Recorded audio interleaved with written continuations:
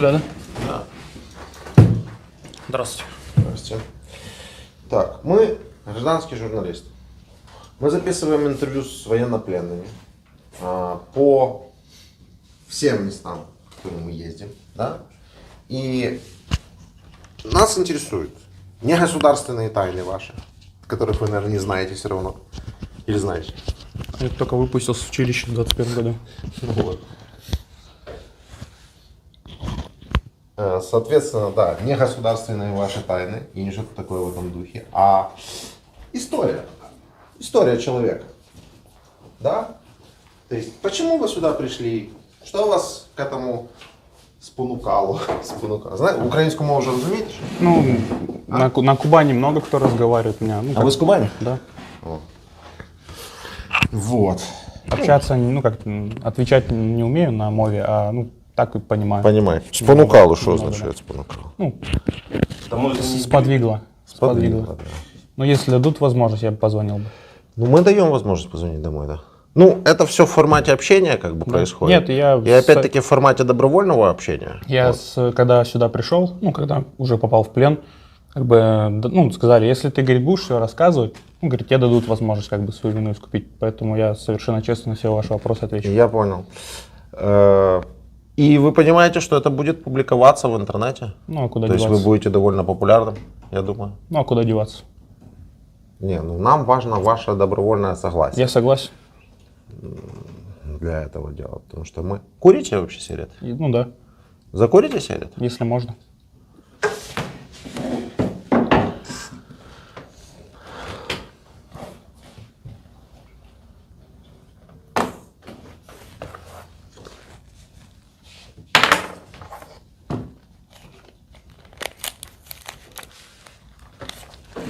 Покурите, потому что у нас непростой, не быстрый разговор. Ваша фамилия, имя, отчество? Смирнов Дмитрий Дмитриевич.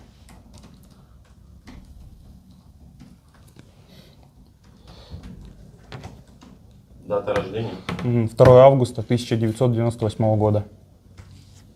02. Держите в руке и туда сбивайте. 1990? 8-го. 98. Так точно. Город? Место рождения, да? Да. Краснодарский край? Населенный. Можно чуть застегнуть Да, нашу конечно. вот эту штуку, Конечно. чтобы микрофон стал чуть выше. Станица, Краснодарский край, станица Каневская. Каневская. И звание, должность? Начальник РЛС, РЛС? да. Ну, войсковой части, там, 03-2007. Звание. Лейтенант. Номер телефона, по которому будем звонить. Домой, да? Ну да, можем Путину позвонить. Не знаю его номера. 928. А если бы знали, позвонили? Да не хочу с ним разговаривать. Чего? Ну, я не знаю. Ну, в процессе беседы, может, поймете, что я за человек. Плюс 7 900 Да. по телефону, когда будете разговаривать. Он имеет в виду город, Город. в котором вы находитесь, говорить не надо. Нам не сообщали, ну, я тем более не спрашивал. Ну, хорошо. Меньше знаешь. Единственное, что вам в этом городе угрожает, это российская ракета, которая может в вас прилететь, для того, чтобы вы здесь много не разговаривали. То нас, когда выводили там с позиции, нас тогда уже наши собирались. Ну, саушки по нам били наши. Свои же по своим? Да. Понятно, что у вас интересная история. Ну, мы лежали, у нас беспилотник над головой пролетал, когда связали нас, когда. Ага, срисовал ваши Ну вот, координаты. я его никогда не видел, вот этот Орлан или как он называется. А Он... может это украинский беспилотник? Нет, он с нашей стороны летел и, ну, как... Это не украинский беспилотник был, потому что ребята, которые нас в плен брали, их 300-тило.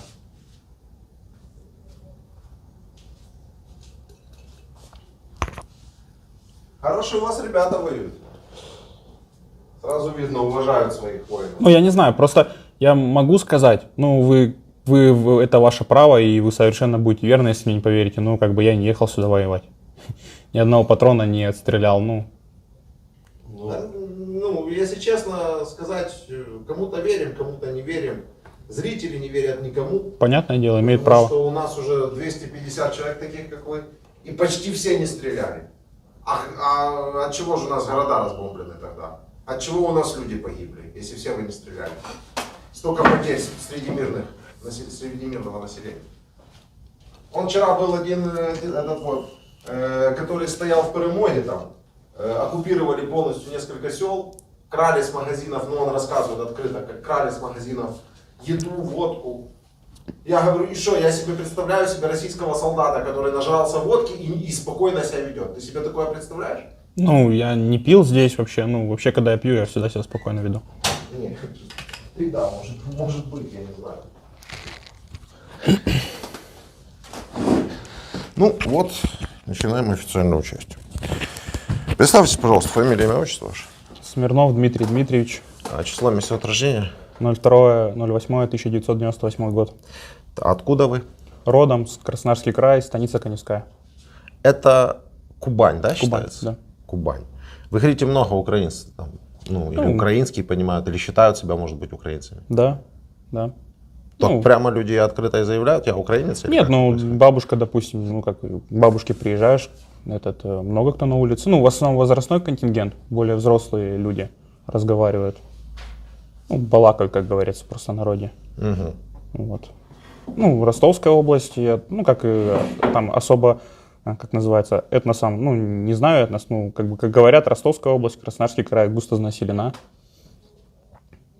Ну, вообще, как бы, Краснодарский край, он не этот, ну, есть такие люди, но не делятся особо национальностями, ну, потому что с детства, как сказать, прививают, ну, как самый многонациональный край считается Краснодарский край, поэтому такого деления на Формальный нации. вопрос. Вы даете согласие на запись этого интервью и публикацию? Да. Да. Ну, расскажите еще про ваш край, про то, как люди живут. Ну, в целом, как бы сказать, ну, нормально, вы как обычно, как сказать. Газ у всех есть Да. в домах? Ну, частных? оттуда, откуда я родом и где я был, там, ну, именно в край, то, да, у всех. У всех. Ну, мы слышали историю, что у некоторых нет. Ну, это, наверное, туда больше. Вот отец с Урала, на Урале, да, я был, там, село Шабры, там. Не, именно вот в Краснодарском крае люди рассказывают, что вот у нас есть, вот у меня есть, да, а у моих родителей, которые живут там, того у них нет, например. Или там их отключили за неуплату или что-то такое. Нет, ну, не знаю, как бы семья не богатая, не бедная, средняя семья, ну, всегда газ был. Мгм. У бабушки, везде, у всех. Мгм. Мгм. Любите читать? Читать, если честно, ну, только какие-то статьи там, ну, бывает, ну, вообще, раньше увлекался астрофизикой, там такое читал, а именно книги целенаправленно давно не читал, только здесь. читать Научную начал. литературу в основном Ну, читали, да? не сказал, что прям как бы углубленно, ну, бывало, интерес просыпался. Художественную так не особо, да? Нет, ну, здесь читал. Здесь что-то прочитали? Ну, да, много. Какую книгу?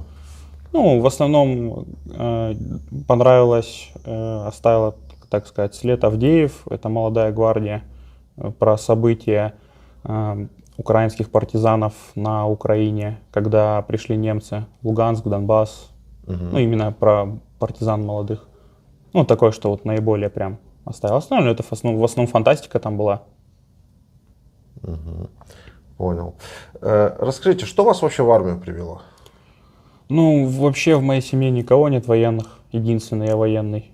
Ну, отец только в органах работал, ФСКН, Федеральная служба контроля наркотиков. Как бы, ну, в 2015 году, да даже, наверное, уже в 2014 вопрос как бы стоял, куда поступать буду.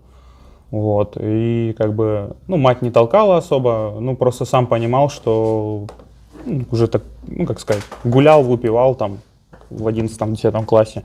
Понимал, что, ну, просто хочется какой-то зарплаты, чтобы, ну, как-то отблагодарить мать, что ли. И поэтому поступал в военное училище, ну, чтобы, ну, как сказать, быть обеспеченным, чтобы помогать, ну, не висеть на шее, грубо говоря. Ну, в принципе, когда поступил в Ярославль в 16 году, ну, большую часть времени из 5 в казарме прожил, потому что, ну, ей помогал, деньги отправлял. Ну, не было, как сказать, лишних денег квартиру снимать. Ну, вот. Ну, а почему именно армия, почему не другая какая-то работа? Ну, я как-то, не знаю, да. Не знаю, думал вообще, пойду отучусь. Выбирал вуз сам, в принципе, выбирал, понравилось именно ПВО, даже в названии там оборона есть. Ну и как бы был там вариант пехотное училище, предлагали, мне это никогда близко не было. И, ну, ближе с техникой работа, там именно у меня специальность работа по технике, мне она как-то ближе была. И я думал, ну, там я знал, что получается 5 лет училища, и после училища ты должен 5 лет контракта обязательно закрыть, чтобы уволиться уже. То есть не платить денег там, никому ничего не был должен. И получается, ну, я думал, пока вот буду эти 5 лет в войсках дослуживать, думаю, присмотрю себе что-нибудь, чтобы уходить, ну, и было куда уже уйти, в принципе. Понял. Расскажите теперь, пожалуйста, как вы попали в плен, с чего это началось, как вас отправляли сюда, вот эта вот история. Сначала что рассказать первоначально? А вот последовательно, хронологически. Последовательно? Вот вы служите, да? Да. Какая ваша воинская часть, звание, должность? Ну, моя войсковая часть в ВЧ 03207 я. Это 03207 это Астраханский полк, а я это, ну, рота именно, где я служу. Отдельная радиолокационная рота. Город какой? Лагань, Калмыкия. Калмыкия. Республика Калмыкия, да, город Лагань. Республика Калмыкия, город Лагань. И вы, звание, должность ваша? Начальник РЛС, лейтенант. РЛС это Да, радиолокационная станция. Это, ну, противовоздушная техника. Ее специфика заключается в том, что, ну, это, грубо говоря, радар. что? Ага, Он ведет воздушную разведку. так. Вот. На что направлена эта разведка? Какая цель ее? Ну, то есть она в основном, эти подразделения базируются там, где непосредственно в близости есть там границы, к примеру. И она ведет воздушную разведку за воздушным пространством, ну, чтобы не было там фактов пресечения государственной границы там. Угу. Ну, контроль, допустим, за те же самыми бортами, которые рейсовые пролетают. То есть, Это у вас. А когда вы уже пересекли границу? ну, я пересекал границу вообще не по должности, не Понял, по... тогда давайте эту историю. Вы служите. Да. Лейтенант? Да. Да, дальше. Ну, где-то это было примерно, где-то, наверное, конец января. Я там был выходной, но суббота, ну, не выходной, там, как сказать, ну, сокращенный день суббота. И я остался один раз за ротного, за своего, и мне позвонил замкомандира полка и сказал, что нужно 4 бойца, контрактника, а так как рота у нас контрактная, только контрактников, и 1 офицер в командировку служебную на слаживание подразделений. Вот. Ну, как в детали особо не вдавался и сказал там по прошествии буквально получаса выдать списки ему. Ну, позвонил ротному, как бы контрактников мне предоставили, а с офицеров сказали, ну, решайте сами. Ну, я не знаю, так как я пришел молодой, думаю, сейчас я кого-то выдам вместо себя и буду там ругаться, еще что-то. Выдал свою фамилию. Это было в конце где-то декабря. Ничего не понял. Значит, выдам кого-то вместо себя, выдал свою фамилию. Как это понять? Нет, я думал, если я сейчас вместо себя какого-то другого офицера выдам с роты, то потом, ну, ко мне будут какие-то претензии выдал или там, свою или фамилию, еще, да. понял. Ну, думаю, Мгм. самый молодой, ну, значит, моя. Угу. Вот. А что вам сказали? Какое задание вы едете выполнять? Вот для начала ничего не сказали. Сказали именно слаживание подразделений. Мгм. Я выдал фамилии, получается, потом прозвонил, мне говорят, ну, не беспокой, говорит, я все доведу, времени еще достаточно, там, все узнаешь. Потом пришла телеграмма на, вот как раз там, цель именно командировки, слаживания воинских подразделений. Вот. И мы поехали, получается, со всего полка в полк, люди, на проведение смотров, там, проверки имущества, вот, там броню выдавали и сказали, ну, поедешь в пехоту, в Карачаево-Черкесию или Буденновск, и там, ну, чему-то научишься, еще что. Там же как раз учения эти начинались. Какого числа это было, Ну, напомните? это в районе, именно смотр провелся где-то числа, наверное, 28 января. 28-29, января? да. Ого, так это вы сильно Да. далеко. Ну тогда эту Ну, историю давайте покороче дальше. Ну вот, и мы поехали, получается, в полк. Там нас, ну, как сказать, проведен был смотр. Сказали, числа 6-7 уже февраля ориентировочно будет убытие. Сначала сказали, что будет Буденновск на полигон, там 205-я бригада к ним. Там будете там тренироваться, еще что-то делать. Ну, как сказали, вот так дословно, поедешь, чему-то научишься с пехотой. Вот. Ну, в итоге мы там 8 числа мы приехали в Буденновск, нас отправили в наш батальон РТВшный, то есть тоже ПВОшный батальон, не в пехоту мы попали. Но выдали оружие, закрепили, броню выдали, дальше отправили в Карачаево-Черкесию, станица Зеленчукская, где 34-я бригада горная базируется. Там провели где-то в районе месяца. Ну, там поставили палатки нам на аэродроме. Мы, ну, как таковых занятий, чего-то не было. Там в тир один раз сводили, были стрельбы в тире, в электронном. Что еще там? Ну, таковых занятий, чего-то такого не было. Дальше сказали 24-го, 23-го даже, наверное, февраля, сказали, что выдвигаемся, мы свернули палатки, все сказали, будем отрабатывать мобилизацию, там что-то как-то так сказали, ну, передислокацию, в общем. Загрузились ну, там из техники только КАМАЗы были, то есть там формировали так называемые сводные батальоны. Вот. И все люди, которые были в этих сводных батальонах, они были из ПВОшных частей, из авиационных частей, там техники, там ГСМщики, все в этом роде. И получается 23 числа нас загрузили там сутки на рампу. Загрузили, привезли вагоны плацкартные, в плацкарт нас посадили и сказали, едем в Крымск, будем сидеть в Крымске. Мы приехали в Крымск, простояли сутки там, с вагонов мы не выходили даже толком. Потом эшелон тронулся. Вот у нас даже в командировочных крайняя точка это Крымск была. Потом приехали уже в Крым. Ну, говорят, в Крыму будем стоять, там что-то еще. Получается, Джанкой населенный пункт. В Джанкой, ну, мы думали, уже все стоять будем. Ходили, симки даже покупали местные, там волна. В итоге ночью эшелон тронулся. И где-то 27 февраля проснулись в районе 5 часов утра, может даже чуть раньше, от того, что нам там кричали там светомаскировка, там все дела. Ну, в общем, с разговора было понятно, что мы уже границу пересекли на поезде. Проблема в том, что это произошло 27 февраля, да, вы тронулись оттуда. А Украину начали обстреливать с 23 на 24. И как бы вы уже могли бы что-то об этом знать. Не, я знал об этом. Что? Я знал, ну, телефон у меня был, интернет, я, ну, сказать, ну, читал, видел все это. Ну, как нам говорили, что мы будем находиться именно в Джанкое, сказали, что вообще эти батальоны формировались. Это я понял. А что вы вообще об этом думали, о том, что происходит в Украине? Из того, что вы увидели?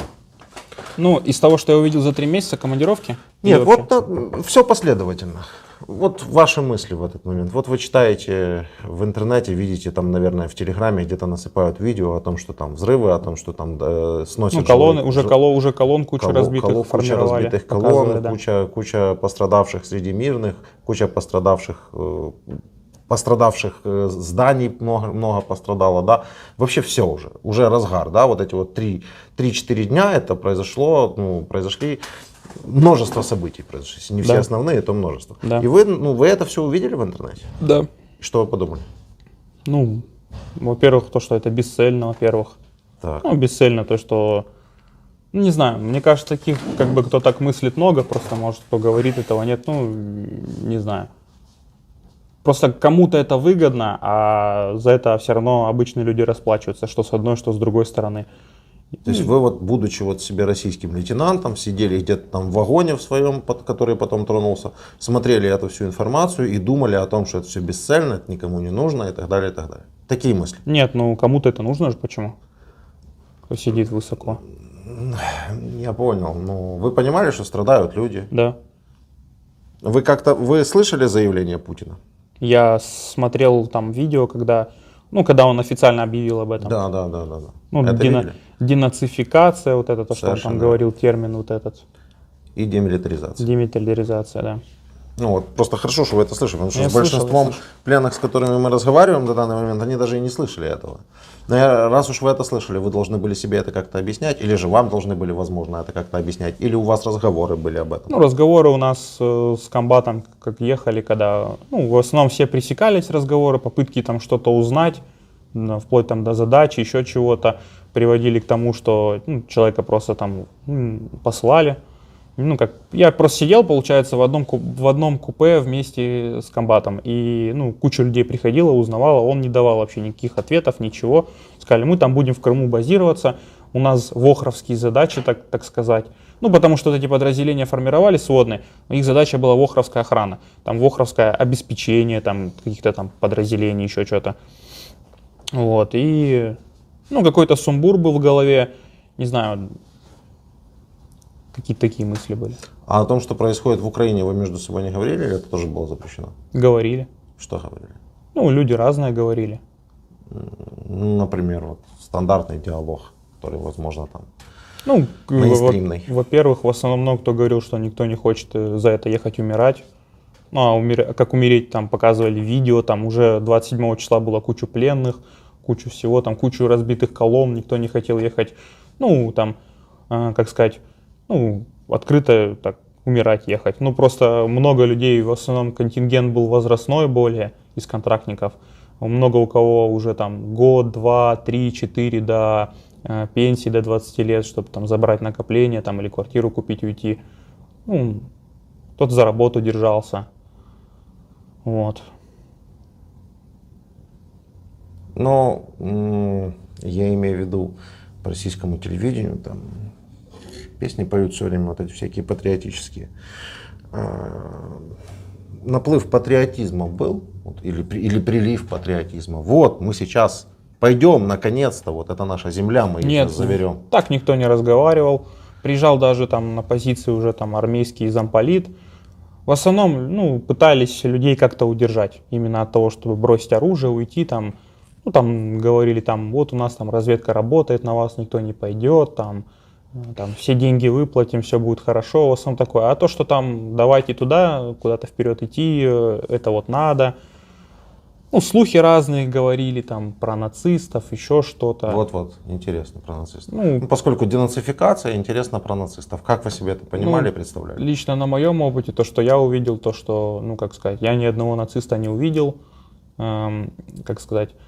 Говорили вот слухи, то, что, допустим, когда мы стояли уже, получается, на границе Херсонской и Николаевской области, там река Тибулец, по-моему, нет, ну, не помню название реки, в общем, мы стояли возле этой реки, там населенный пункт Лозовое разрушенное, и, ну, у нас даже позиции, вот там нас в плен взяли, они были, ну, как бы под оборону, там, под именно отстрел со стрелкового оружия они предназначены, потому что нам всегда говорили, копайте блиндажи, там, мы их накрывали бревнами, еще чем-то, на вас никто не пойдет, там, с другой стороны, возле элеватора стоят такие же военные, как и вы, которые не хотят воевать, их просто нацбатальоны держат. Вот, ну, такие вещи говорили, это вот то, что нам комбат доводил. Угу. А как это себе можно представить? Никто не хочет воевать, то есть вооруженные силы Украины, они официальные как бы за вас, да, получается? Ну, я слышал. Ну, вот он так говорил. Ну, не, мы прекрасно понимали, что люди здесь воюют за, сказать, за свой дом, за свою страну. И, ну... Уже тогда вы это понимали, будучи в поле? Если честно, вот насчет ситуации, допустим, на Донбассе и в Луганске, то, что 8 лет, я не знаю, как себя даже, ну, оправдывать нельзя, но я об этом даже не был осведомлен. Много чего здесь уже узнал, когда был. Ну, когда уже стоял в Лозовом, да, я понимал, что люди здесь воюют за свою землю и А что стоят. вы узнали, кстати, про 8 лет этих пресловутых? Ну, именно общался, ну, как сказать, общались много на эту тему. Я узнал, что здесь, допустим, Украина уже 8 лет в состоянии конфликта находится. То, что, с кем? Ну, с Россией. Ну, И с... Не, ну я думал, вы мне сейчас расскажете про шахтеров, которые самоорганизовались, у них танки с ракетными системами залпового огня выехали из шахт и вот начали воевать. Ну, мне кажется, вооруженные силы Украины, если бы это было бы так, наверное, ну, стерли бы их за неделю, за две. Откуда бы у них столько боеприпасов, техники? Как бы логично такое предположить. Ну, вот но это... если Россия при полномасштабном вторжении за 3 месяца смогла взять несколько населенных пунктов, и то изначально нахрапом, вместе со всей вот этой вот как бы народной милицией в общем, да, то ну, российская армия, она как бы больше раз так в 100, чем вот эта их народная милиция, да? Да. И вот просто соизмерить эту всю историю, ну, наверное, за 8 лет, если бы прям так уничтожали Донбасс, как об этом говорят по российскому телевидению, и прям так беспощадно все били украинские войска, то, наверное, уже давно бы отбили бы. Ну, просто по логике. Ну, как я узнал, по Донбассу толком и не били. Там парень был с Донбасса, он говорит, Донбасс вообще весь целый, Донецк, все это. Это было. Ну, это было. Сейчас вот недельной давности, последнюю неделю, сейчас последнюю неделю его лупят очень люто. Но вот мы почему-то думаем, что лупят его именно россияне для того, чтобы еще больше там озлобить народ, еще больше его настропалить против вот. Там какая история? Там они-то воевать не хотят совсем. Ну, то есть, если россияне, тут еще в основном хоть штатные военные, и они объясняют свой поход в Украину тем, что служили, у них была зарплата, и, в общем-то, так, делать больше нечего, и приказ, и все такое, то с жителями дыры там как бы совсем другая история, потому что они могут выйти за сигаретами покурить, их могут взять и отправить сюда. А человек, вышедший за сигаретами, это может быть преподаватель какого-нибудь техникума, с которым я, или института, я лично с такими общался. Какой воевать? И вот они сейчас лупят по ним же для того, чтобы рассказать им пропагандистскую историю о том, что смотрите, как злые укры по вам стреляют. Давайте все, срочно надо подниматься народу Донбасса и зачем-то от кого-то освобождаться. Правда, общаясь с жителями Донбасса, я почему-то не слышу этой риторики всей, что они хотели от кого-то освободиться и зачем хотели освободиться. И вообще они рассказывают, что с приходом России в 2014 году ни один человек не может назвать ни одного элемента, который стал лучше. Хуже, да. Лучше нет. Вообще ничего. Извините, я перебил. Да нет. Да. Вы уже здесь узнали многое про Донбасс, вы на этом вот остановились. Да. А я спрашивал про ваши мысли в то время и про разговоры между вами. Домой, если честно, очень сильно хотелось. Тем более, знал, как бы сказать, за 3 месяца, там, можно сказать, так повезло. То, что не было открытых боев, вообще там, военнослужащих. Вы не рассказали, как вы заехали именно в Украину? Заехали, получается. Как это произошло? На поезде. Угу. То есть вот эта вот история, где вам говорят, там, светошумовая... Светомаскировка. Светомаскировка. Что это означает? Опустить эти, как называется, в вагонах же есть... Понял. Понял. Жалюзи вот это. Жалюзи. Да, опустить, чтобы свет не выходил там. Это было еще так, как бы зима же еще, поздно светлеет. Вот мы опустили, получается, там пехота проходила мимо нас. Мы вышли буквально там на 10 минут, перекурили, зашли опять в вагон, нас завели и поехали где-то в районе Чаплынки, уже именно спешились с вагонов, разошлись. И у нас не было там боеприпасов с собой, ничего. Нас погрузили на КАМАЗы, которые там нас ждали, и обратно вывели в Джанкой, населенный пункт, в этот же день сразу же. Там буквально ночь в Джанкой мы сходили там в баню, помыться, еще что-то. И в районе 1 марта уже, в районе 3-4 утра нас разбудили, загрузили на КАМАЗы, и мы поехали сюда опять. То есть вы знали, что вы едете сюда? Да. И вы знали, что вы едете сюда, и знали все, что происходит. У нас просто зрители, понимаете, они никак понять не могут, как люди могут быть настолько безнадежно какими-то безразличными к своей судьбе и к судьбе украинцев, куда они едут, да? Как можно было в этот момент сесть в этот КАМАЗ и поехать? Просто чтобы я понимал. Все поехали. Не то, что это не оправдание, понятно, не стадный инстинкт даже сработал, а слухов кучу ходили, то, что если ты не поедешь, поедешь в тюрьму, еще что-то. Вот. Что статью тебе припишут, дезертир минимум, как говорили. Статьи у вас сейчас никому не приписывают, потому что дезертиров и отказников стало такое количество. Это я потом уже узнал.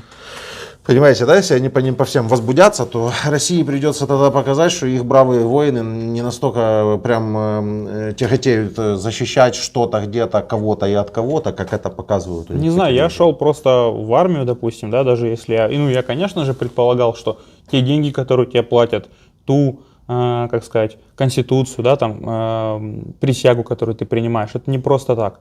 Одно дело просто защищать свою территорию, свою у вас родину, да. Чего? Обороны. И я и шел в противовоздушную оборону. Именно даже слово это звучит. Конечно, там совершенно другие мысли. Нет, по телефону нам родители, и сейчас, возможно, ваша мама рассказывают о том, что вы здесь, в Украине, защищали свою родину. Прямым текстом, безусловно. Я с матерью разговаривал, когда уже хотел написать рапорт, уехать, когда уже я просто почему не писал, возможно, потому что я не видел лично примеров, что человек написал, он уехал, еще что-то. Когда я лично это увидел, я очень сильно хотел написать, меня говорили, ты же офицер, ты 5-10, потерпи, еще что-то. И с матерью разговор был уже, я не говорил ей, что я на передке сижу уже почти 3 месяца. Говорю, уже терпения никакого нет, в этом как бы не хочется принимать какое-либо участие. Я говорю, уже на все, сказать, ну, на все как бы санкции, грубо говоря, в мою сторону готов, хочу поехать домой. Она мне говорила, пиши, все, ну как бы она мое решение поддерживала. Ну, вы говорите, общались с мамой, будучи уже на передке. С чего вы звонили, как вы с ней связаны? Со своего телефона, который я привез, и сим-карта у меня была местная, Киевстар, я ее купил в Каховке, населенный пункт. В Каховке. Наверное. Новокаховка, Вы да. в соцсетях есть, кстати? Да, А где, в каких? в Инстаграме есть. В Инстаграме есть? Сейчас походу. Вы рассказывайте. Главным образом меня интересует сим-карту, где вы взяли. Да, в Новокаховке, получается, где-то в районе апреля, наверное. Да, нет, не апреля. Ну, там в районе середины, там, начала апреля у нас ездили... Ваш ник. Мгм.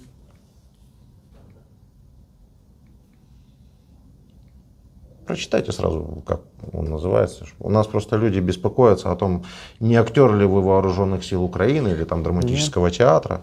То есть это мы делаем всего лишь только для того, чтобы показать, что вы это вы. И вот, Да. собственно, в локациях. Значит, Дмитрий, нижнее подчеркивание, Шмидт. Мгм. Ну, там фотки я не смотрел. Посмотри, есть ли интересные какие-то фотки, а вы пока рассказывайте дальше. Про Каховку. Вы украинскую сим-карту где-то взяли? Да, Купили? Или? да, там покупали, там За какие деньги? за рубли. За рубли. Да, Вы там- подошли покупать в Ну, я Новокаховке лично не покупал. У нас ездили КАМАЗ, он покупал там овощи, фрукты Да. на рынке. Так. И там были, ну, как именно целенаправленных таких обменников там не было. Там были люди, которые обменивали, как они говорили. То есть они переводили им деньги, денежные средства в рублях и получали наличные в гривнах. То есть вы Да. еще и обменниками, получается, Ну, пользовались? получается так. Какие вы порядочные. А кушали вы, вас обеспечивали или что-то может И быть? вот, и они привезли сим-карту. Тогда я ее, ну, то есть она новая, она активирована. Да я уже была в понял, апреле, вы ее да. активировали и стали Да, звонить, да, да. да. А ели вы что? Кушали, ну, была полевая кухня в Андреевке, это рядом населенный пункт, где штаб базировался. То есть один раз в сутки привозили, ну, там, с тушенкой, то есть все подряд. Там макароны, рис готовили, были эти, как называется, в баллонах привозили с гуманитарки, там, эти борщи, да. Я хочу сказать, истории нет одинаковых. Да? Да.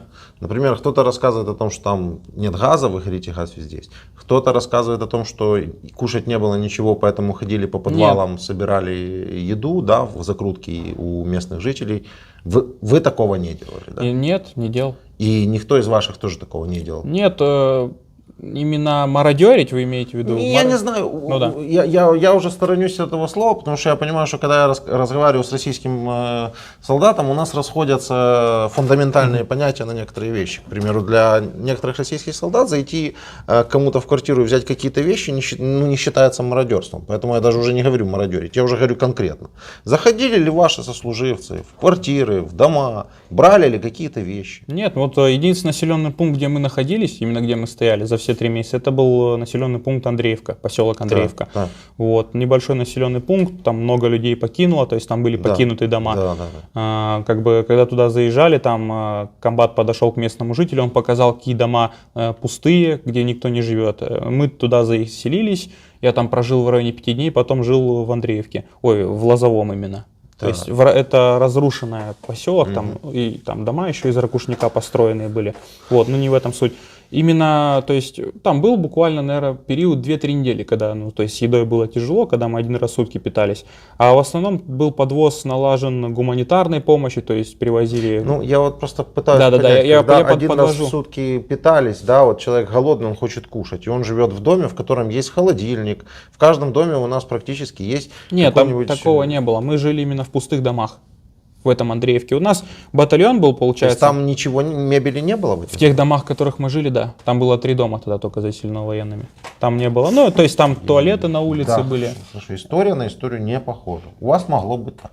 Нет, правда, вот посмотрите, Да, даже да. есть же, я же вам назвал. Я населенный ничего не буду, не могу смотреть, это могут смотреть только жители Андреевки той же самой, Да. да, которые сейчас придут в комментариях и напишут, и навалят мне кучу фотографий. Смотри, что оставили эти, как они вас будут называть, вы сами прекрасно понимаете. И подтвердят это реальными фотами реальных домов и реальных квартир. И вот я всего лишь в качестве интервьюера здесь, моя задача услышать вашу историю, Да, а не ну, делать по ней какие-то выводы. Выводы делают зрители. Отвечаю вот на ваш вопрос. То есть, получается, обмен был налажен с местными жителями. То есть, ну, когда уже подвоз наладился сигарет, меняли на рыбу, на молочные продукты, творог, молоко меняли. Ну, комбат... Понял. Вы какие-то купцы, а не военные. Акт, Так? Бояре. акт, Приплыли на этом самом, и там меняют шкуры на мед, например, там, да. Нет, ну акт мародерства один был, когда вот человек, он, получается, не видел, так в его, наверное, жизни сложилось, никогда не видел, что такое улей, пчелиный улей. Ну, Он украл пчелиные ули? нет, он заинтересовался, не понял, что это такое, залез туда и ну, хотел узнать, что это такое. Ну, смешная история. Его там покусали эти пчелы, вышла бабушка Люба, начала ругаться на него, это увидел комбат. А этот человек, он был водителем. Он сел на КАМАЗ, и его позиция, где он жил, была вот в Лозовом, в разрушенном этом населенном пункте. Там в блиндажах жили. Он уехал в этот блиндаж, комбат собрался, приехал на машине, ну как грозился коленку. Ну это не акт мародерства. Разве можно назвать мародером мартышку, которая увидела что-то блестящее? Ну вот просто сам факт это именно не отношения, это просто. именно отношения комбата. Он сказал, я, говорит, сейчас поеду, приехал на позицию, говорит, ну залазь. А человек был взрослый, начал там выпендриваться, он говорит, я тебе коленку сейчас прострелю, поехали. Он туда поехал, и у кого-то были гривны, 800 гривен, по-моему, было. Он у него забрал эти деньги и отдал бабушке. Бабушка не хотела брать это. Ну, то есть, как бы комбат, он нормальный был. Он в этом плане, когда мы двигались в колонии, мы видели, как пехота громила, хламила магазины. Это все видели. Вот именно нам, этому сводному батальону из 100 человек, он не давал такого делать. Кто-то пытался, он восстанавливал дисциплину. Расскажите, вот вы говорите, видели, как громили магазины. Как Да. это? Ну, я не помню населенный пункт, это был первые сутки за границей. Тогда, ну, комбат отправил, говорит, там дальше магазины будут. Дал людей, говорит, съезди в эти магазины и, ну, там, возьми только, говорит, необходимое, там, сигареты, еще что-нибудь. Мы приехали, уже были полностью развороченные магазины. Ну, и первое такое ощущение, конечно, шок. Когда все вот это, стоят местные жители, смотрят на это все, как там бегают, берут все вообще подряд, что не надо, Ну, что вы видели надо. это? Вы наблюдали Я эту это видел. картину? Я Это это беготни берут, надо, что не надо. Да, я это видел. Это первые дни, получается. Это 2-3 марта. Вроде Второе, нет. третье, да. 2-3 марта. Вы весь такой правильный, так рассказываете. Почему вы уже тогда не пробовали завязать с этой историей? Я неправильный человек, вообще неправильный. Если бы я был правильный... Это как, ну, вот просто по-другому звучит. Мыслите вы рассудительно. Да, то есть я Но я никого не обманываю, просто я не знаю, у меня нормальное воспитание. Я никогда нигде ничего не воровал, я не был там в органах полиции, меня не приводили. Ну, то есть нормальное обычное воспитание. Конечно, ну, для меня это было шоком. Но я вот и говорю то, что я пришел, у меня была нормальная работа, нормальная зарплата. Я там, ну, сказать, не лез вперед, там, чтобы кого-то воевать. И так получилось, что я всегда понял. держался. Окей, хорошо. В общем, Высокоморальная российская армия. нет, Совесть, честь и доблесть. нет. Да? И все эти дурачки даже, наверное, и не понимают, что такое камера видеонаблюдения. Во всех этих магазинах этих камер наблюдения есть. И на почте, через которую они пытались отправить наворованное, тоже так случилось камеры видеонаблюдения. И в Беларуси в том числе. Ваши переговоры с сим-карт, которые вы взяли украинские, тоже все у нас. В совокупности вся эта история дает понимание того, что российский солдат, ну, его можно назвать только одним словом, это варвар или ордынец. Хотя оба слова, как по мне, они слабоватые здесь. Потому что все-таки это были средние века, а у нас сейчас 2022 год.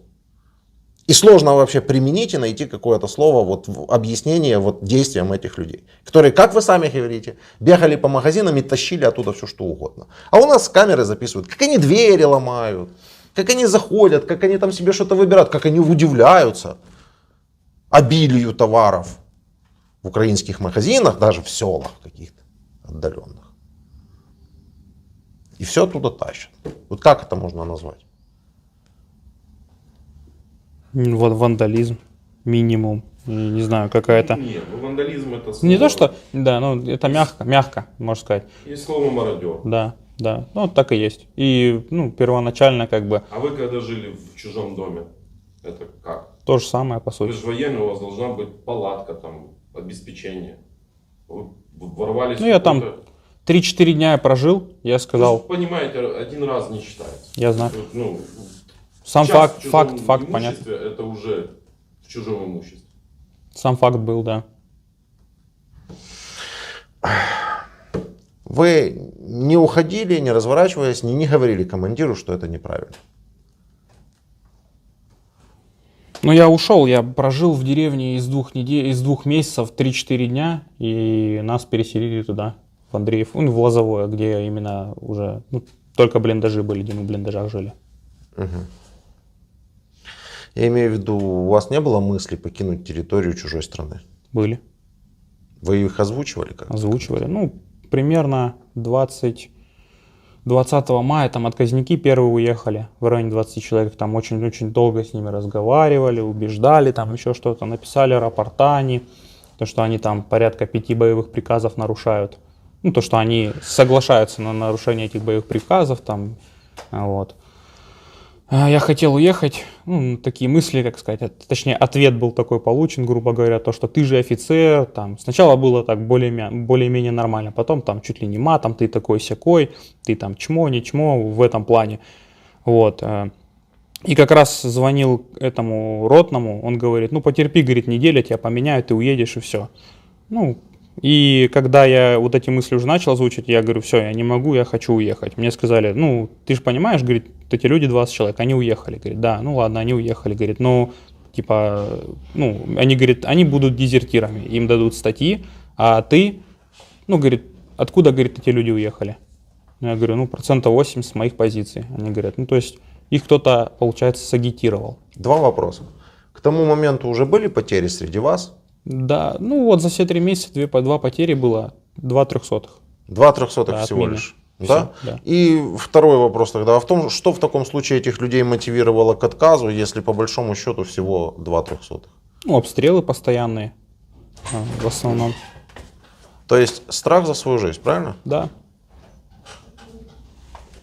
Ну, не то, что, как сказать, ну, просто как-то именно вот эти сводные батальоны, где мы стояли, как-то, ну, не видели там того, что в основном показывают в интернете, в основном то, что рассказывают, то, что там, допустим, Буча вот с этими Я прошу событиями. прощения, если надо кому-то пройти, то за камерой же ж можно свободно Нет, там не ошиблись. Дверь. гулять. Да-да-да. Вот, ну, хотели уехать, держала там их вот эта ипотека, эти рапорта, которые они не хотели написать. Ну, я даже вот телефон, который, ну, изъяли телефон, Ипотека. там... Ипотека. Да. Ну, у меня нет ипотеки, как говорили, то, что я слышал. Не-не-не, Связи, я да. тоже это слышал. Я просто пытаюсь понять, как можно за выплату ипотечного кредита убить кого-то или подвергнуть себя смертельной опасности. Ну, причем абсолютно бесцельно, как вы понимаете. Вот ипотека, жизни, ипотека, не знаю, ипотека, микроскоп, жизни. Как это вкладывается в голову российскому солдату? Вы до такой степени несчастные, бедные, вы до такой степени вас, я не знаю, вас запугивают. Там, что происходит? Как можно всего лишь, мотивируясь всего лишь одной ипотекой, идти убивать и подвергать себя опасности? Не знаю, что Мы он говорит. пытаемся, мы пытаемся, Я- этот феномен, может, еще будут изучать, но мы пытаемся понять его сейчас. Не знаю, у меня не было никакой там ни ипотеки, ничего. Хотел, правда, уехать, просто единственное, что останавливало. Если бы я какую-то, ну, увидел то, что, допустим, какой-то акт жестокости, убийства, еще чего-то, я думаю, я бы незамедлительно ушел бы там, ну, убежал бы, без разницы было. А как-то нам повезло, мы, я же говорю, даже потерь не было. Открытых боев не было, только вот по нам артиллерия стреляла, и мы постоянно прятались. Ну хорошо, какого числа вы попали в плен? 27 мая. 27 мая. До 27 мая есть что-нибудь еще интересного рассказать? Ну, 2 месяца мы вот в этой Андреевке стояли, да и все, в принципе. Да и все. Да. Никаких больше с местными жителями эпизодов не было Ну, интересных? нет, ну, как сказать. Увозили, допустим, комбат отвозил людей в Каховку. Мгм. Проверяли машины на въезде, на выезде, Туда никто обычно не приезжал, кроме военных. кроме военных? Вот там очень маленькая деревушка. И все, поселок. и вы стояли на тех же позициях, о которых вы Да, рассказываете? все да? 2 месяца стояли. Да. Какое количество было живой силы? 100 человек. Всего 100 человек? 100 человек. И А техники? только КАМАЗы. Только КАМАЗы? Нет танков вообще ничего? Нет, нет, А да. какая поддержка у вас была? Танки там где-то сзади стояли. Сказали, Где-то 20, сзади. 20 минут мы придем, если что, на помощь. Я И- так понимаю, это не первая линия у вас была. Перед вами еще стояла какая-то артиллерия Нет, ваша, да, или что? Нет. Перед нами вот, сказать, 5 километров, все, никого нету. Ага. И как вы попадаете в плен? 27 мая, получается, когда, я там хотел как бы уже рапорт написать, там такой момент был, поссорился с комбатом, он, грубо говоря, там, сказал, там, сиди в подвале, грубо говоря. И 26 мая он говорит, там уже в этом Лозовом было, то есть именно несение дежурства было, то есть он говорит, ты поедешь со мной 26 мая вечером дежурить в Лозовое. Я поехал с ним, нас там было на одной позиции в Лозовом порядка 9 человек и порядка 12-13 человек на позиции справа, тоже в этом же Лозовом.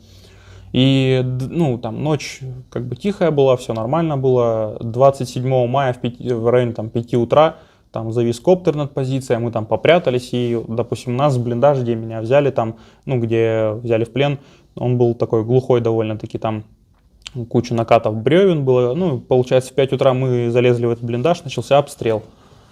Вот, комбат взял там рацию, убежал на позицию справа для того, чтобы, не знаю, он сказал там такую фразу «работаем, братья», и убежал. Вот. Еще раз. Еще раз. Еще раз. Перед работаете, братья, уже произошло. Начался обстрел. Так. Сначала, начали стрелять по артиллерии, которая сзади стояла, туда далеко.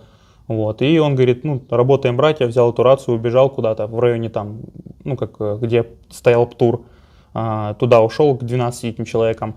И все, и мы там остались втроем, и еще 2 человек было в окопе слева, там буквально, наверное, в метрах 100. И обстрел продолжался с 5 часов утра до 2, 2:30 нас взяли в районе того. Работайте, братья. 24.02. 29.03 отработали, братья. Один из слоганов, который мы пытаемся для себя понять, это «работайте, братья». Не знаю, я его не понял. И все, и Тоже мы... не можете нам объяснить.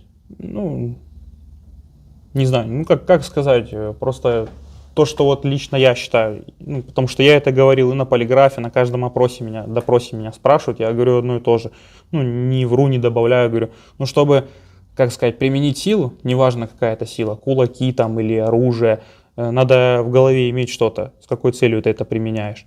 Когда я находился в этом блиндаже, у меня, грубо говоря, не было сил там что-то отстреливаться, еще что-то. Сколько раз вы стреляли за время пребывания? Ни разу. Вообще ни разу не выпустили? Бывало, на дежурство заступал, патрон в патронник досылал, потом с утра его вытаскивал, все.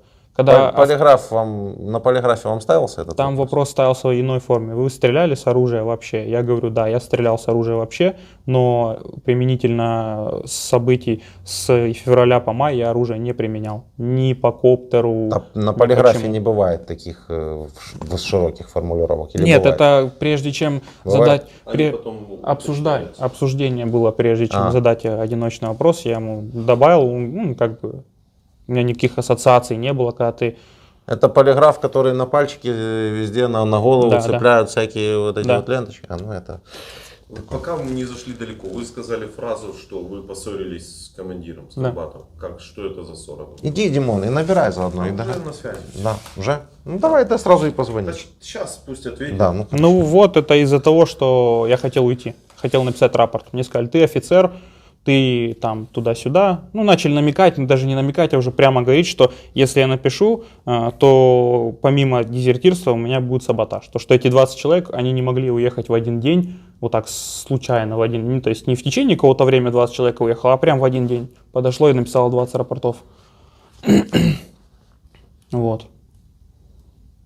По сути, вы, наверное, единственный у нас До этого мы не общались, вот почти 3 месяца. 24-го вы зашли в Украину и в плен попали когда? 27 мая. 27 мая. 3 месяца ровно было. Ровно. Вы один из рекордсменов из тех, с кем мы на данный момент говорили, из пленных по времени пребывания здесь в качестве оккупанта. Или вы не согласны с тем? Согласен. Что Я согласен с этим. Да, но история у вас при этом одна из самых мягких, как бы так сказать. Так Ну, вот, стояли с мирными жителями, целовались, обнимались. Кто-то в улик залез, мы ему приехали, деньги отдали за это. Хоть И так краник вообще, прикладывают. да, и так вообще. Командира вашего, так его вообще, мне кажется, сейчас надо уже портрет распечатать, в рамочку поставить, потому что такой человек. ну это сводный батальон, мы не пехота. Там Смотрите, вчера, мы поняли, что сводный. Вчера нам рассказывали другие пленные, как командиры давали приказ: идите в эти дома, находите нам ноутбуки, телефоны, грабьте магазины. То есть вот, это было вчера. Да, привезите нам ноутбук такой. ну вот у нас, я же говорю, вот, допустим, в этом блиндаже сидело 3 человека, и мы все вот здесь, в этом плену. То есть, если их позвать, они то же самое расскажут. Потому Хорошо. что, Вы не дорассказали историю, как да. в плен попали. 27 мая вот этот, начался этот обстрел. Ну, мы не отстреливались, ничего, у нас оружие ржавое, там не было Да. ни пороховых газов, ничего. И в районе, наверное, 14, То есть ржавое оружие. в прямом смысле, вот так и было. Автоматы? Да. Мой вот штатный автомат, он был ржавый. То есть вы офицер, А почистить? лейтенант, вы реально сидели как бы с ржавым автоматом на войне, в Да. военных действиях, Да. в боевых действиях? Да. Потому что уже порядка месяца, я об этом автомате не думал, я думал только, как хотел домой попасть, и все. Не хотел принимать здесь участие дальше. А почистить, там же по идее его чистить может. Почистил, и он стал блестеть. Чистили в марте, потом уже все. Так много, вот все 3 автомата, которые были, они все были ржавые. Когда принимали в плен, они, говорят, вы отстреливались по нам.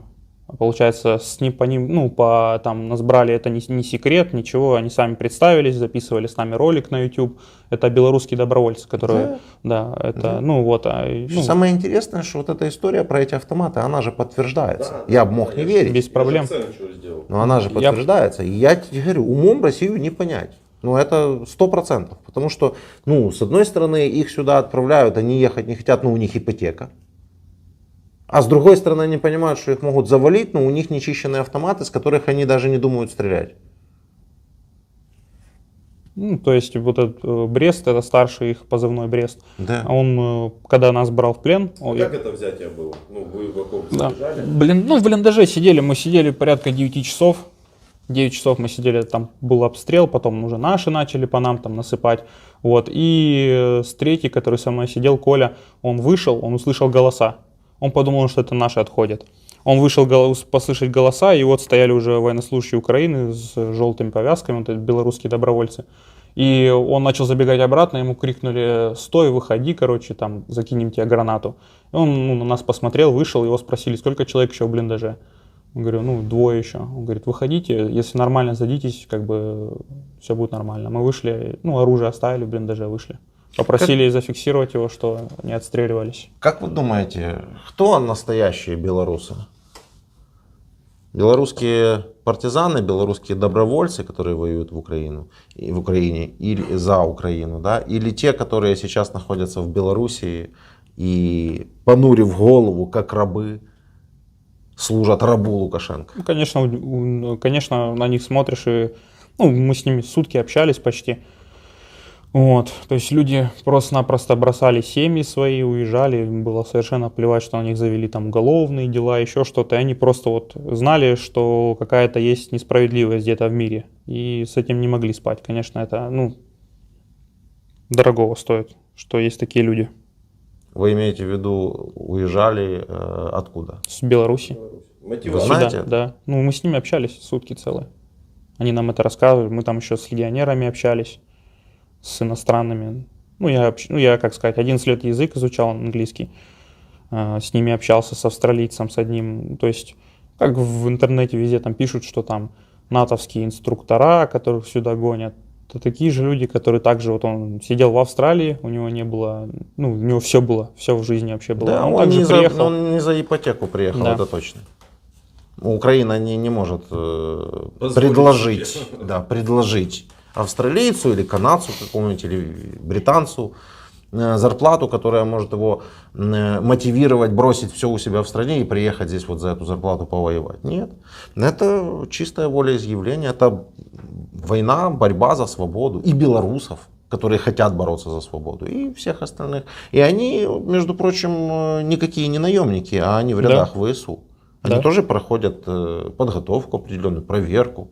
То есть наемники, они как раз таки вот в России существуют. Мы с такими просто уже со многими пообщались. Люди подписывают договора с охранными фирмами, их сюда везут в качестве пушечного мяса. Они даже сами не знают. Подписал договор, их привезли и все. А он не является штатным российским. Это кто? Не наемник разве? Нас, видите, нас сюда больше, я сказал бы, даже так обманом засунули, потому что почти все люди...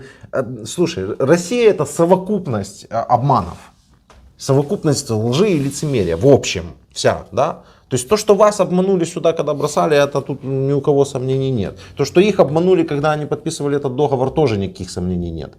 Но это как бы форма, да? А суть заключается ведь в том, что людей сюда отправили, по сути, да? Точнее, даже тут вот формально.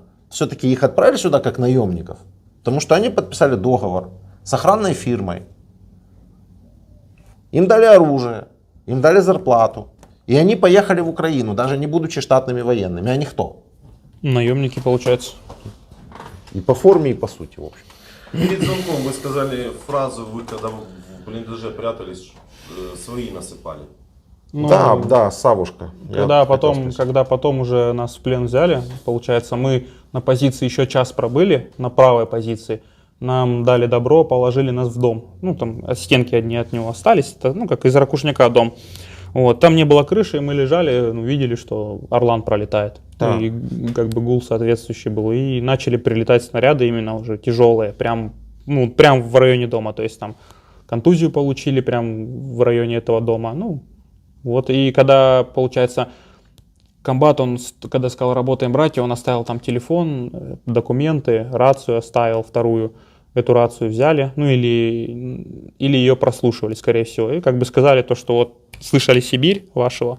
Все. Я понял, что такое работаете, братья. Наконец-то. Помирайте с миром. Работаете, братья, это значит прощайте. Да. А потом обстрелять этих же братьев со своих же... Чего там? С тяжелого что-то, я не разбираюсь в артиллерии. Я правильно понял? Пролетел Орлан, да. С камеры вас увидели, и свои же скорректировали по Орлану, по вам. Просто мы лежали вот как бы в углу 3 человека, как бы, и ни крыши, ничего не было. Я думаю, было видно, что лежат 3 человека, которые явно в российской, во Флоре, да. И потом, когда уже уходили, получается, подошел Брест, говорит, вот смотри, слушай. И Сибирь выходил. Сибирь это комбат наш. По связи, он говорит, там, работайте по Лозовому. Вот, он говорит, как работать по Лозовому? Там же, говорит, ваши ребята, он говорит, они спрятались нормально. И все. Подождите, это тот самый комбат, который облика морали, который вот там деньги людям отдавал, да? Там? И как бы там не было ни пленных больше никого, ни трупов никого не были. Короче, все ушли, вот мы только одни втроем остались и все. Как вы думаете, зачем они это делают? Может, чтоб лишнего ничего не наговорили, не сболтнули, не знаю. Когда уже непосредственно в плену. Может быть. Работайте, братья. Только ничего не говорите. Да? Как вам отношения ваших? Наших? Вождей, керівников, как на русском? Здесь руководителей. С пленными общался. Вот все, кто в плен попались, в основном, не попались даже, сдались в плен, почти всех бросили. Никого там, кто-то сутки... Работайте, братья. Кто-то сутки в блиндаже, не в блиндаже, а в бункере держался, тоже к ним никто не пришел. Я просто пытаюсь доказать или объяснить, или показать совершенно очевидную вещь. Вся российская пропаганда, вся российская своих не бросаем, вот эти все слоганы. Работайте, братья. Построены исключительно на чистом таком лицемерии и бреде, по сути, да? Своих не бросаем, всех, кто не рассказывает, своих бросаем. Не надо убрать же, получается, с этого слогана. Работайте, братья, это значит, мы вас уработаем. Все наоборот, понимаешь?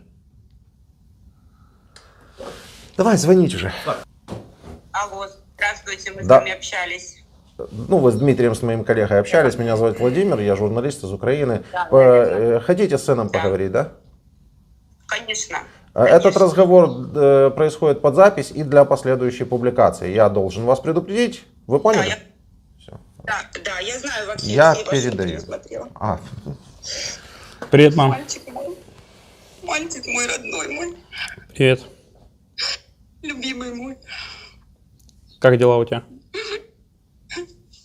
Как у меня могут быть без тебя дела? Да ладно, не плачь, Сыночек, все с тобой нормально. всё хорошо, сынуль. Да, нас не обижают, ничего, ну, как бы, ну, рассказываем все, как было, все, что, ну, вообще прошли, как бы все нормально. С тобой точно все в порядке? Да, да. Ты солнышко мое. Да? Да. Тебя очень люблю. Мы все делаем для того, чтобы ты вернулся, поверь, уже обзвонили все. Моя любовь. Я очень люблю. Я тебя тоже, мам. Скажи еще что-нибудь маме. Да, что сказать. вы можете поговорить, я не ограничиваю вас особого времени. Ну, то есть там 2-3 минуты роли не сыграют здесь, поэтому вы можете спокойно поговорить. Если есть что-то особо личное, я могу, ну, я его могу не включать в видео просто. Да, что сказать. Надо было тогда маму ходить просто и все, когда я тебе говорил. Что-то я себя жалею. Я знаю. Ну, жалею о том, что не ушел, когда думал об этом. Я знаю, что у тебя просто не было другого выхода. Да, не всегда есть выход. Все мы уже знаем. Дима, Всегда. мы уже все знаем. Всегда что есть. там происходило, какой там бардак был. Почему? Расскажите, что 20 человек отказались. Да, ну, она знает, я говорил. Ну, так а как же не было выхода? 20 человек Ну, отказались. я же говорю, ну, повелся просто на этот, на саботаж, на дезертирство, на эти статьи. А сейчас понимаю, что если бы вернуться туда, я бы согласился. Ну, потому что, не знаю, как бы надо за всю ответственность нести, за что ты сделал. Пропадаете. Да нет, я здесь. Ага. Я все знаю, сыночек. У нас вроде нормальная связь. Ну, такое бывает. Да. Ага. Спасибо вам, Владимир, огромнейшее. Я с Владимиром связывалась или с вашим напарником. Я везде пишу, звоню. А, вы уже нам писали. Ну, вы видите, да, то есть. Писала, да. Да. Ну, Да. мы всегда отвечаем одно и то же, что мы помочь не можем, ровно до тех пор, пока мы не начнем, да, делать с кем-то интервью, а мы никого не выбираем. И более того, есть даже те, с кем мы хотим сделать интервью, они не дают своего согласия, а потом их же родственники нам же пишут о том, что хотят, чтобы мы им помогли, а мы не можем. Понимаете? Я понимаю. Ну, вы можете, да, поскольку вы уже наши видео смотрели, мой стандартный вопрос, поддерживаете ли вы спецоперацию? А? Я поддерживаю мир. И спецоперацию я не поддерживаю. Когда гибнут люди с обоих сторон, это ненормально. Мне всех жалко, поверьте, с самого начала спецоперации. Когда выставляют трупы украинских военных, в том числе наши граждане, и стебутся ниже. А я всегда смотрела и думала, чему вы смеетесь? Это чей-то ребенок. Ну как, они кровожадные люди. Я не поддерживаю разрушение, смерть. Как можно это поддерживать? Неужели нельзя было договориться? Ну, не получилось бы договориться. Вы что же поймите там президента своего, если бы он сказал, если бы он озвучил прямо свои планы, что он хочет захватить Украину, у него бы не получилось договориться. Вообще до последнего момента никто не думал. Ну, А их вообще собрали на учение, кинули как на убой. Своих сынков всех дома ну оставили. кто-то же должен гибнуть за сумасшедшие какие-то планы одного человека. Вы же тоже понимаете. Он же не пойдет всё гибнуть, понимаю. и его же дети не пойдут гибнуть. И дети Лаврова, Пескова, и там, не знаю, у Захарова есть дети, нету, они же не пойдут. Ну, Захаровой. Захаровой, Маша, да. А у Симонян, интересно, у Скобеева там у есть всех, дети? но они где-то в Они Сибаре. воюют, интересно, или нет? Не знаю, я не интересовалась этим В вопросом. британском котле. Мне интересен мой ребенок, прежде всего. Я И понял. дети, Ну, которые там с обоих сторон гибнут. Дети, чисто Да, мы-то понимаем, что гибнут с обоих сторон. У нас просто все время, вот мы россиян понять не можем. Вы вообще понимаете, что это все по вашей инициативе происходит? Ну вы сюда пришли, не мы к вам. не по лично мои, не по все Нет, ну не лично, нет, не лично по вашей... Хорошо, спасибо. Ну, приятно. Все наши интервью смотрят. Все хорошо с тобой? Да, нормально. Отец хочет с тобой поговорить. Мы тут с отцом каждый день на связи. Есть такая возможность? Спроси. Я дам номер телефона. Давайте наберем отца. Отец, Да, отец хорошо, просит. да, Если давайте можно. наберем отца. Можно? Останови запись. Да, я сейчас Напишите, напишу напишите. номер. А, Да, все, Он напишите, хочет тебя увидеть и напишите. поговорить. Напишите. Мы с ним каждый день на связи, Дим. Ты знаешь, что мы 10 лет не общались. Хорошо. Сейчас мы забыли всех свои обиды, общаемся, и за тебя вместе переживаем. Как я рада тебя видеть, сыночек мой.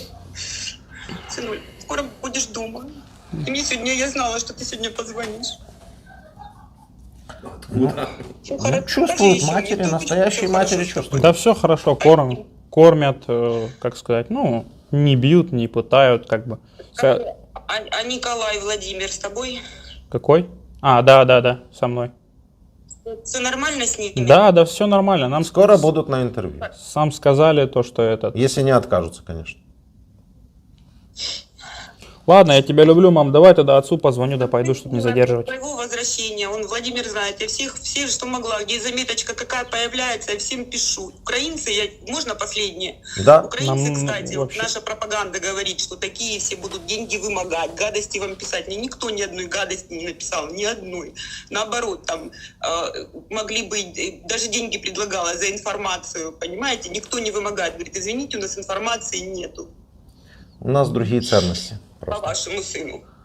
Хотя есть разные люди, но... Да, ну мы когда там даже оказались в селе тогда, пришли, мы тоже думали, сейчас там нас, ну, много, понимаете, вот этого, то, что там резать, там уши, там какие-то части тела. Не, ну Мы- слушайте, мы знаем эти 3 видео, которые у вас уже задолбали гонять по кругу. Одно там, где шею кому-то режут, непонятно кто кому. Второе Ну, там я не это хотел сказать. кого-то сожгли. И третье, про которое все пишут, но никто мне его не может скинуть, про кастрацию. Что вот кастрируют украинских, российских, видите, пленных у нас здесь. Покажите мне кто-нибудь доказательства. Я вообще не про это говорил. Ну, то есть мы, когда сдаешься в плен, когда Ну. предложили, да, конечно, такие мысли в голове, ну, возникают. Но когда мы оказались там в плену, когда нам там и поесть, там и покурить, и заходит парень 19-летний, он говорит, вы понимаете, говорит, то, А что... я говорю про обратную, про то, что им рассказывают. Все правильно. Ну. Он говорит, понимаете, что я, говорит, вас должен приходить, говорит, тут просто как котлету отбивную отбивать целыми днями, говорит, а я прихожу, вам еду ношу. Ну, и он с нами разговорился, Да. и когда мы уезжали, он даже подошел, говорит, я понимаю, что вы, говорит, ничего не сделали, говорит, за исключением того, что вы пришли не на свою землю, но вы, говорит, ну, искупите эту вину, я, говорит, за вас буду молиться. Вот такое он нам Вот сказал. видите. У вас 3 видео по одноклассникам гоняется с 15 года еще. А я 250 пленных уже показал. Владимир, а вы знаете, для чего это делается специально? Им нужны такие герои, которые бы себя гранатами взрывали. Как у Конечно. нас есть. Ну, я же это все Очень показываю. для Ну да. этого все гоняется, чтобы да, мы тут родители да. с ума сходили Да. и пропаганду свою создавали. Да. Ну вот Пацаны видите. этого боялись. Да. И они так и делают. Некоторые действительно взрывают себя гранатами после этого всего. Да? Еще раз Да. говорю, они 3 видео с 15 года гоняют по кругу, а я 250 военнопленных уже показал за 3 месяца. И все эти военнопленные говорят примерно одно и то же. По обращению с ними, по тому, что было. И знаете, они все говорят в основном, что их обманули почему-то с российской стороны и кинули сюда как фарш. И никто не говорит, что здесь над ними издевались и так далее и тому подобное. Хотя представить, что здесь творят российские военные, если бы даже были факты таких издевательств, или если есть даже факты, что у кого-то нервы не выдержали, то в этом, ну опять-таки, нет ничего странного и страшного, я считаю, нет. Потому что россиянам в первую очередь нужно понять, что это с их стороны вся идет эта история, и просто уйти домой, и ничего не будет. Вот ничего не будет больше. Все. И вот вы говорите правильно, что не я лично послала ребенка. Ну правильно, не вы лично и не вы лично вторглись, конечно, но от позиции каждого россиянина все-таки тоже зависит, будет это дальше продолжаться или не будет. Вот у вас правильная позиция. Вы все сами понимаете, что у нас происходит. Ну вот, а вы скажите, вот вы делитесь своей позицией? Вы делитесь своей позицией с кем-то? А? Ну вы своей позицией, вот делитесь с кем-то из своих близких, родственников, там... А поверьте, уже у многих очень такая позиция. Из моего окружения у всех такая позиция. То, что мы видели, там машины эти с Хорошие зэками новости. Все, разбивают. спасибо вам, договаривайтесь с сыном. Надо.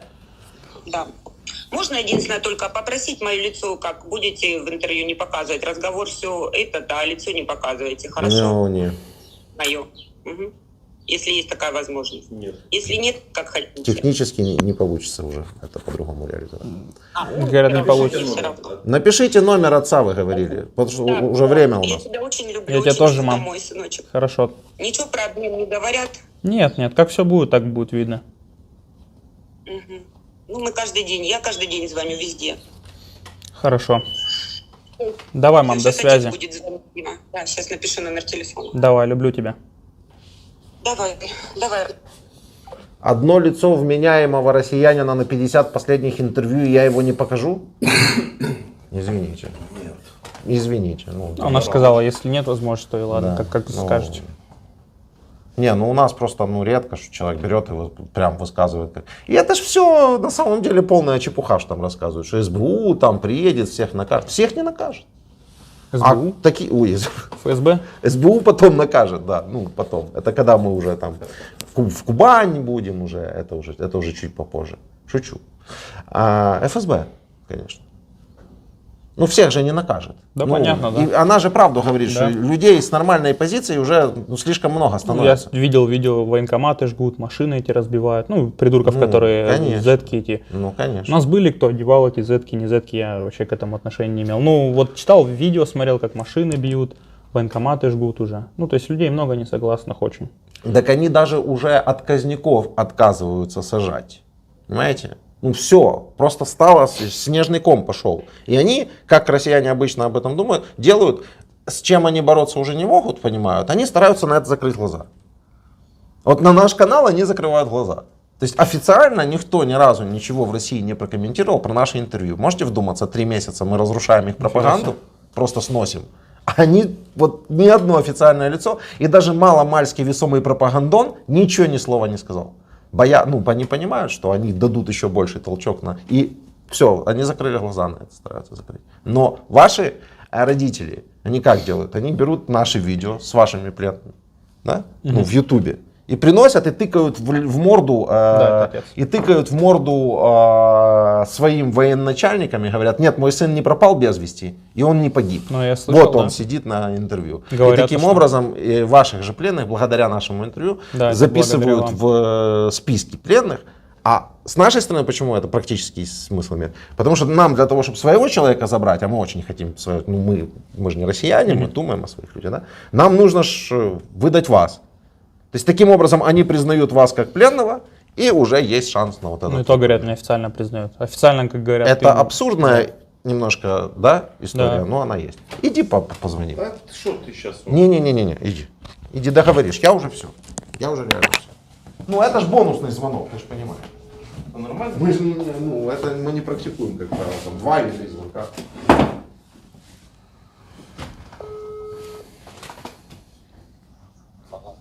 Добрый день. Добрый. Я журналист из Украины. Меня зовут Дмитрий. Рядом находится ваш сын. Вы хотите с ним поговорить? Как еще раз? Я Вы, видел, что он. да, вы хотите с ним поговорить? Конечно, конечно. Я вас ставлю в известность, что разговор записывается и будет опубликован. Привет, отец. Привет, сын. Как дела? Ты как бы? Да, нормально, потихоньку. Это как у тебя делишки, солнышко? Нормально, не жалуюсь. Точно? Да, Все да. нормально? Да. Алло, Алло, я здесь. алло. Алло. Не он Как там? зависает. Да, нормально. Ты как? А дальнейшие какие перспективы, сына? Не знаю. Если там наши что-то будут суетиться, то на обмен. Если нет, то как бы СИЗО. Где что? Ну, или обмен, или СИЗО, там как наши будут суетиться. Поднимите Ну, мы телефон, же там, делаем где все надо. возможное и невозможное, сынок. Всех подняли уже. Ну, там, Нам каждый день обещают, что работа ведется, это со стороны Украины какие-то замедления. нет, это не слушай. Здесь, наоборот, постоянно суетятся люди и, ну, вводят, говорят, ваши не суетятся, ваши ничего не отправляют, как бы. Они, наоборот, Я тебя услышал, заинтересованы, чтобы своих людей поменять на наших. Я тебя услышал, малыш. Понял. А так нормально обращаются с тобой? сынок? Да, гуманно обращаются. Как бы, ну, на допросы водят, на полиграф водят. Ну, все гуманно кормят. Никто не издевается там. Нет такого, как там показывают в интернете, то есть.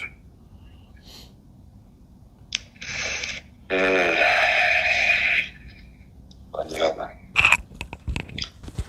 А так только ждем, сейчас сидим, да, пока наши созреют. Ну да. Но сейчас будем еще сильнее стараться, поверь, сын. Делаем все возможное и невозможное. С мамой оба беспокоимся. Вы есть в списках как военнопленный? Я не- В части? Спросите у отца. А в части я есть как в списке военнопленных? Я в части числюсь как в списке военнопленных? Как ты числишься как военнопленный Хорошо. и как в списках уже на обмене. Всё, хорошо. То бишь в обеих списках ты есть. Мгм. Добились этого. Хотели... Ну ладно, потом как-нибудь расскажу. Сначала не было тебя нигде. Мы сами не знали, где ты есть. Пока видео это не просвистело.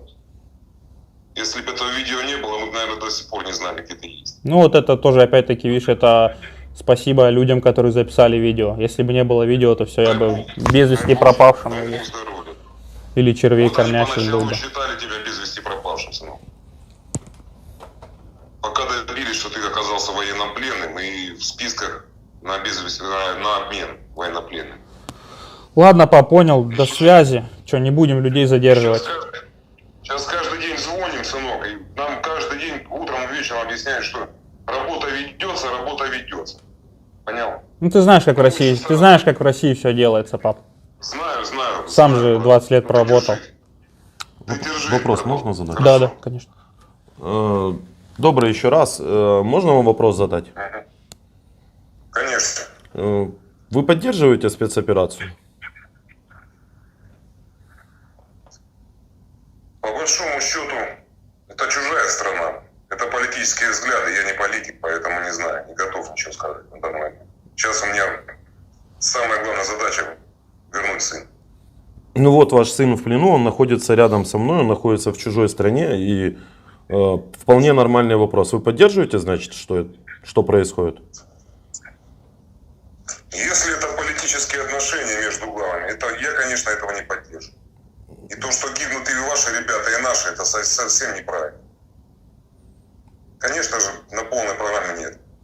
Понятно. Спасибо. Всего доброго. Спасибо вам огромное.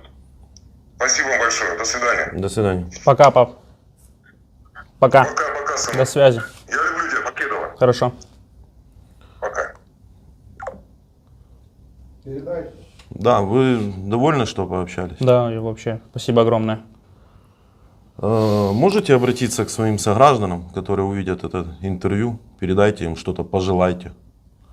Ну, я считаю, что если человек не согласен и как, ну, людское что-то в нем есть, то он должен прежде всего взвесить, подумать и понять, что ну, здесь как бы чего-то человеческого или чего-то такого не происходит. Здесь просто-напросто уничтожение городов происходит кому. Ну, не знаю, нормальный человек, мне кажется, должен хотеть жить в мире. И просто то, что сейчас вот здесь произошло за эти 3 месяца, как бы Россия, там, россияне, неважно, там, ну, все будут отмываться очень долго. Ни одно и ни 2 поколения от того, что здесь произошло. От этих событий. Спасибо. Да. Что, покурите еще? Обещали. Сигарет дадим. Если можно.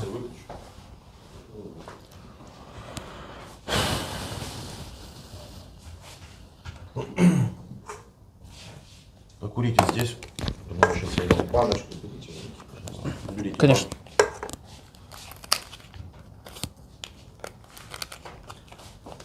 Там не кури, там кури. Туда ветер там хорошо. сквозняк.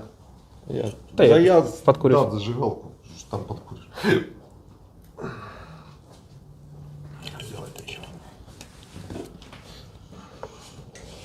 Ну ты реально рекордсмен. 90 дней. 3 месяца, 90 дней здесь пробыл, знал, куда едешь. Ну, узнал, когда вот уже приехал, по факту просто. Ну, по сути, да, направление знал. Направление. Направление чужая страна. Да.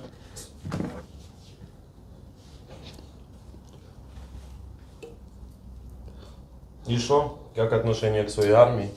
Ужасно. Ты же офицер. Если Ну, ты раньше что думал, российская армия мощнее, наверное. Нет. не думал? Да я никогда не относился, как сказать, ну, то есть, знаете, кто-то из-за патриотизма, я не шел за патриотизма, шел просто для того, чтобы, ну, там, зарабатывать деньги, по сути. Ну,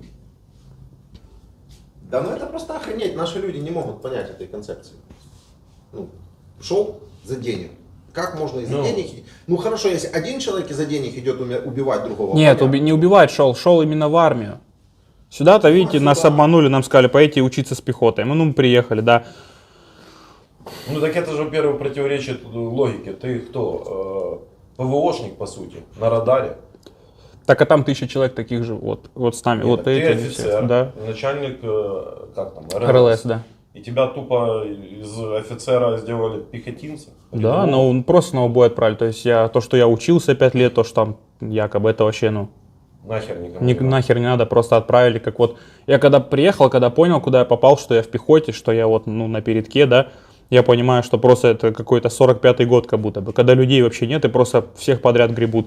Когда рядом сидит инженер авиационный, он должен там самолет заправлять или еще что-то делать, а ему дают оружие и говорят, вот, сиди в обороне. Ну это же, ну я не считаю, это ненормально. Инженер он кто, офицер? Нет.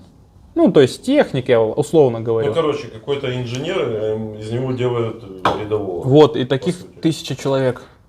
10 батальонов почти было. В 34-й бригаде 3 батальона таких, где я оказался, и 6 в 205-й. И что, как это командиры там позволяют? Из-за Вообще чего так спокойно. происходит? Типа, Округ. людей не хватает? Округ сказал, а округом заправляет этот, как его, Дворников, он пехотинец бывший, сказал, едем, все, поехали. Телеграмму сделал и отправили людей.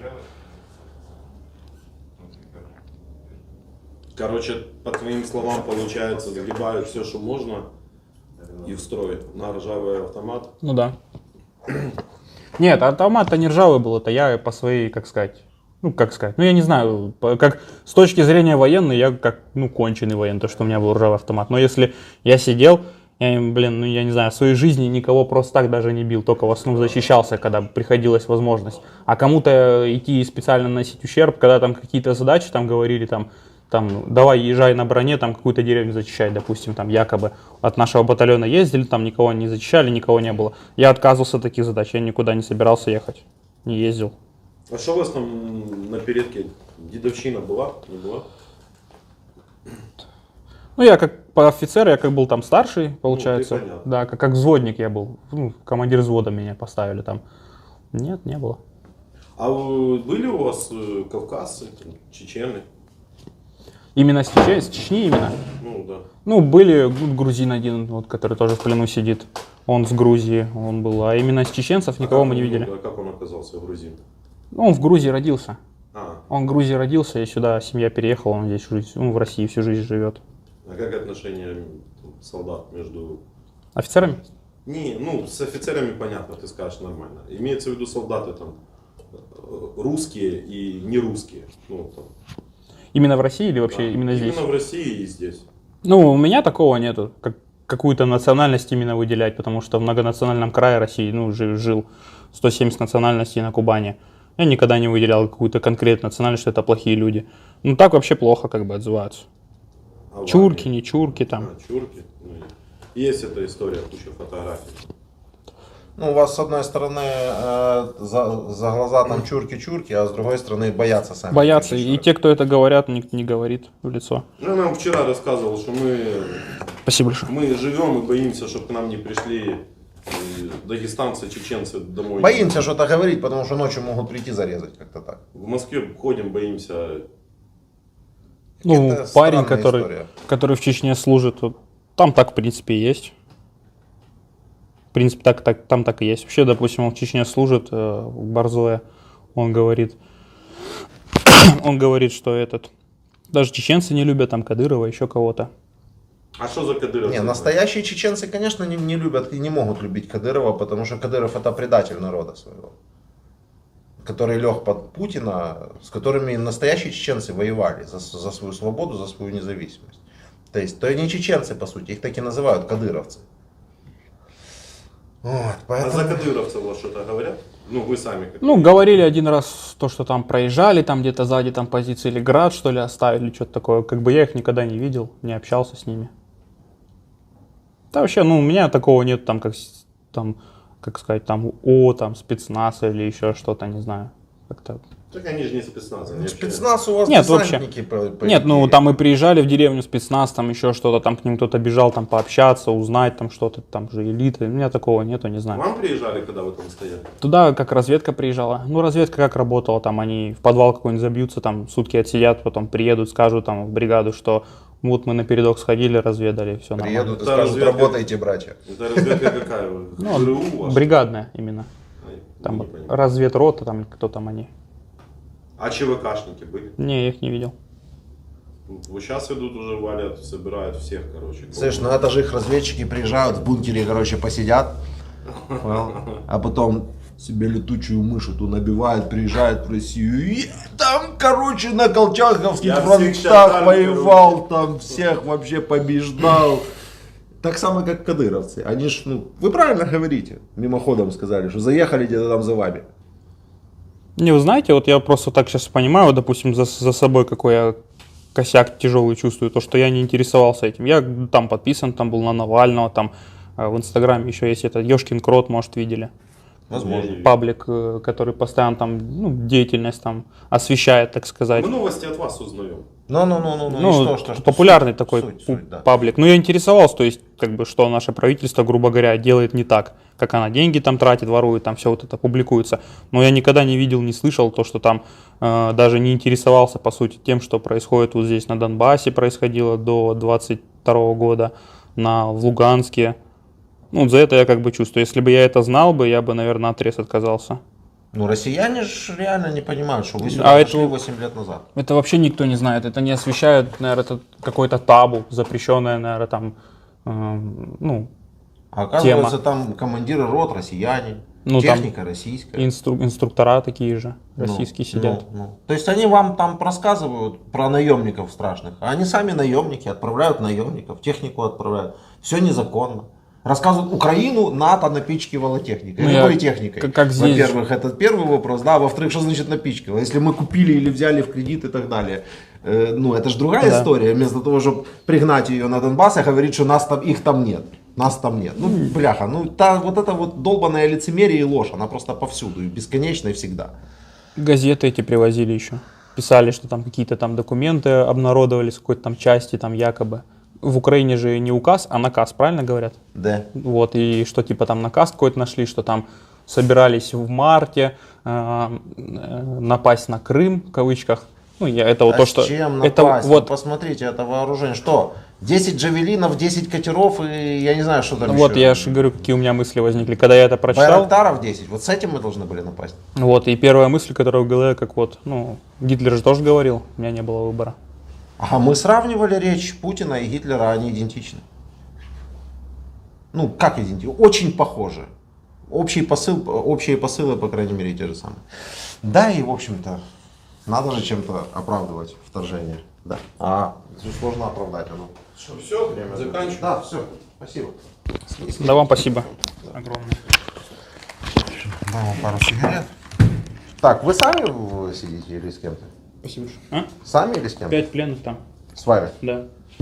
Ну расскажите, что нормально все, то есть другим, да? Они знают, там 2 из них старые, ну как старые, 45 не дней. знаю, да? А как фамилии? Фамилии не знаю, один